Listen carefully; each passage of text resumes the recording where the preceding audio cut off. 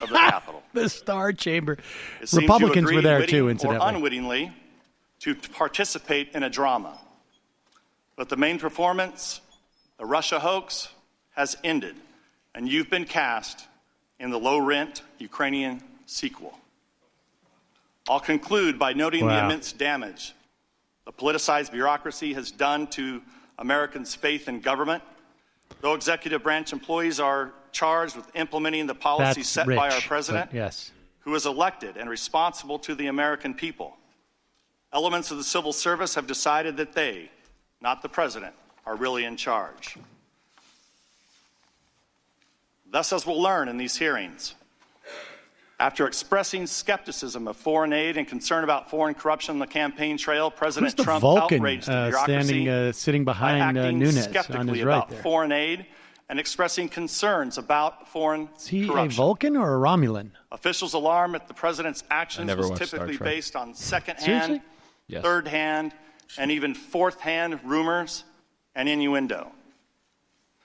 They believed it was an outrage for the president to fire an ambassador, even though the president has full authority to retain or remove diplomats for any reason at any time. I can do whatever I want. Officials show the surprising lack of interest in the indications of Ukrainian election meddling. Look at the Constitution. That deeply concern the president at whose pleasure they serve.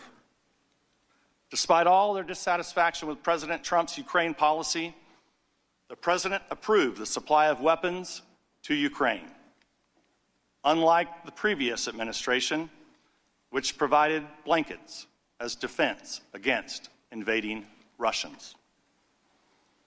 By undermining the president, who they are supposed to be serving, the elements of the FBI, the Department of Justice, and now the State Department have lost the confidence of millions of Americans who believe that their vote should count for something. It will take years, if not decades, to restore faith in these institutions. This spectacle is doing great damage to our country. It's nothing more than an impeachment process in search of a crime. That I yield back. Today we are joined by Ambassador William Taylor crisis and Deputy actors. Assistant Secretary of State George Kent, both of whom are appearing under subpoena. Ambassador William Taylor has served our country for over half a century. He attended U.S. Military Academy at West Point, graduating in the top 1% of his class, before serving as an infantry officer in the U.S. Army for 6 years, including with the 101st Airborne Division during the Vietnam War. Ambassador Taylor led a rifle platoon in Vietnam and was awarded the Bronze Star Medal and the Air Medal for Valor. Following his military service, he worked at the Department of Energy as a staffer in the U.S. Senate, as an advisor as well to U.S. Ambassador to NATO. In the 1990s, Ambassador Taylor coordinated U.S. assistance to Eastern Europe and the former Soviet Union, and later served in Afghanistan, Iraq, and worked on the Middle East peace process. In 2006, President Bush nominated him as ambassador to Ukraine, where he served until 2009, and then was appointed by President Barack Obama to be special coordinator for Middle East transitions. Ambassador Taylor was serving as the executive vice president of the nonpartisan U.S. Institute for Peace when, in June 2019, Secretary of State Mike Pompeo asked him to return to lead the U.S. Embassy in Kiev as chargé d'affaires. Mr. George Kent currently serves as Deputy Assistant Secretary in the Department of State's Bureau of European and Eurasian Affairs, overseeing policy towards Ukraine and other countries. The reason why he has served Nunes twice in Ukraine from 2004 to 2007. Basically framed it as if these two were being used by the Democrats, as if they were crisis actors hired by the Democrats, playing a role in this movie, is that they're a little worried about trying to smear these guys. They're the good guys, just a little dim. The Democrats are evil. They came out of their star chamber. They had this production ready, and they cast these guys in this role, and these guys have no idea what they're doing or talking about or any competency to do anything other than, of course, what they were tasked to do by the Trump administration. That's sort of the problem they have a little bit. And raise your right hand. I will begin by swearing you in. Back in the day, this is when I would be taking pictures of my TV to make refrigerator magnets to sell them at the local bar for beer money. The whole truth and nothing but the truth. Now I'm older, and everything's digital, Let the so record nobody show cares. that the witnesses answered in the affirmative. Thank you, and please be seated. This was Mr. Chairman, barely before we at hear from VHS. the witnesses, I have a parliamentary inquiry. Here we go. Here come the Republicans with their... Mr. Chairman, when can we anticipate a response to our November 9th letter requesting certain individual witnesses to be called? The gentlewoman should be aware that 3 of the witnesses the minority has requested are scheduled for next week. Those were your witnesses, Mr. Chairman. What about the additional 6 witnesses? The gentlewoman may inquire about additional witnesses or make a request for a vote on additional witnesses following the witness testimony. And, Mr. Chairman, I have a point of order under H.Res. 660. Gentlewoman will state her point of order. Mr. Chairman, will you be prohibiting witnesses from answering members' questions as you have in the closed-door depositions? As the gentlewoman should know if she was present for the deposition. Which I was, Mr. For Chairman. some of them, yes. Correct. The only times I prevented witnesses from answering questions, along with their counsel, was when it was apparent that members were seeking to out the whistleblower. We will do everything necessary to protect the whistleblower's identity, and I'm disturbed to hear members of the committee who have in the past voiced strong support for whistleblower protections seek to undermine those protections by outing the whistleblower.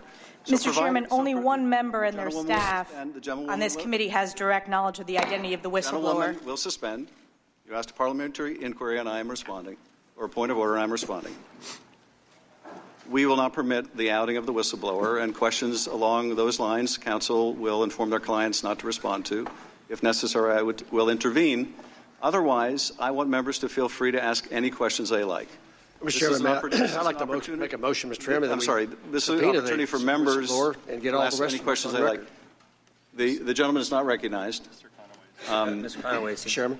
I'm responding to the gentlewoman's point of order. Otherwise, members will have every opportunity to ask any questions they like.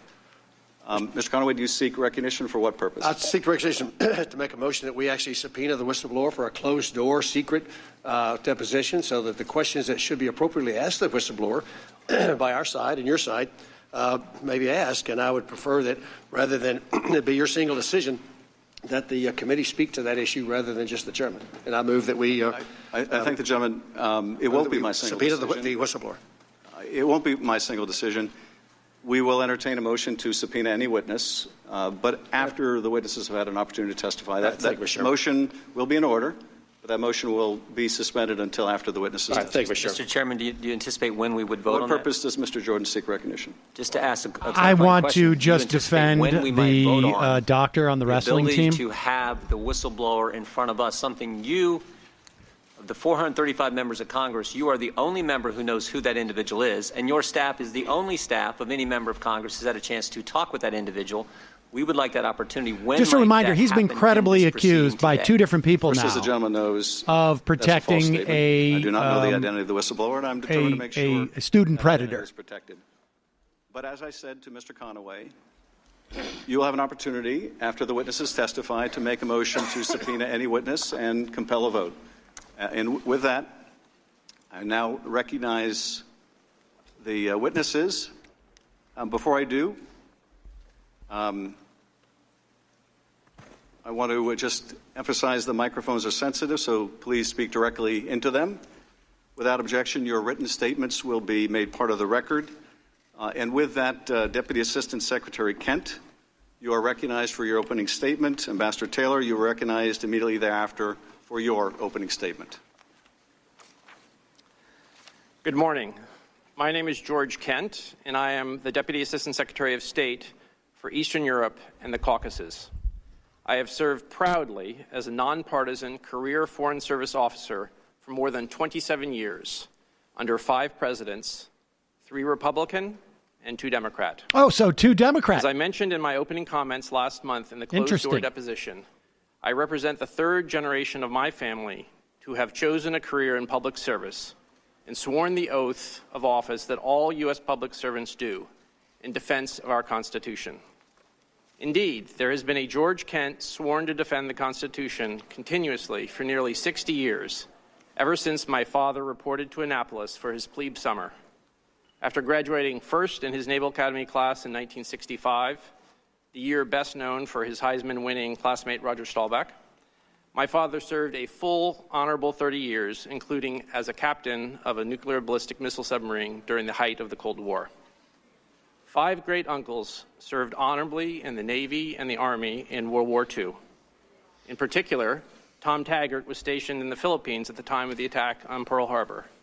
He survived the brutal Bataan Death March and 3.5 years in a Japanese prisoner of war camp unbroken. He returned to service as an Air Force judge advocate, upholding the rule of law until his death in 1965. Today, I appear before you once again, under subpoena, as a fact witness, ready to answer all of your questions about the events and developments examined in this inquiry, to the best of my ability and recollection, subject to the limits placed on me by the law and this process. I will begin with some opening comments on the key principles at the heart of what brings me before you today, to wit, principled public service in pursuit of our enduring national interests and the place of Ukraine in our national and security interests. For the past 5 years, we have focused our united efforts across the Atlantic to support Ukraine in its fight for the cause of freedom and the rebirth of a country free from Russian dominion and the warped legacy of Soviet institutions and post-Soviet behavior. As I stated in my closed-door deposition last month, you don't step into the public arena of international diplomacy in active pursuit of principled U.S. interests without expecting vigorous pushback, including personal attacks. Such attacks came from the Russians, their proxies, and corrupt Ukrainians. That tells me our efforts were hitting their mark. It was unexpected and most unfortunate, however, to watch some Americans, including those who allied themselves with corrupt Ukrainians in pursuit of private agendas, launch attacks on dedicated public servants advancing U.S. interests in Ukraine. In my opinion, those attacks undermined U.S. and Ukrainian national interests and damaged our critical bilateral relationship. The United States has very clear national interests at stake in Ukraine. Ukraine's success is very much in our national interest, in the way we have defined our national interest broadly in Europe for the past 75 years. After World War II, U.S. leadership furthered far-sighted policies like the Marshall Plan in the creation of a rules-based international order. Protected by the collective security provided by NATO, Western Europe recovered and thrived after the carnage of World War II, notwithstanding the shadow of the Iron Curtain. Europe's security and prosperity contributed to our security and prosperity.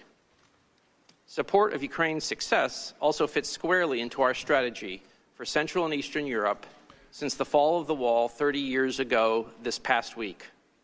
A Europe truly whole, free, and at peace, our strategic aim for the entirety of my Foreign Service career, is not possible without a Ukraine whole, free, and at peace, including Crimea and the Donbass, territories currently occupied by Russia. I'm not even sure how much of this is even relevant to the actual national security but strategy. This is why he's makes here. Clear probably. the global strategic challenge. And I think people also have to appreciate great power competition that a guy like this is, you know, 1 or 2 generations out from diplomats who, in that sense, Ukraine has been on the front lines, not just of Russia's whose primary objective was to avoid another world war. And its broader campaign you know, who had first and direct knowledge of World War II. And Ukraine's popular revolution of dignity stability was the first thing. Then the second thing was American hegemony. And maybe American hegemony first, and then stability. But the stability was quite key to American hegemony. So, equivalent to the size of Texas for the United States. At that time, Ukraine's state institutions were on the verge of collapse. Ukrainian civil society answered the challenge. They formed volunteer battalions of citizens, including technology professionals and medics. They crowdsourced funding for their own weapons, body armor, and supplies. They were the 21st century Ukrainian equivalent of our own Minutemen of 1776. buying time for a regular army to reconstitute.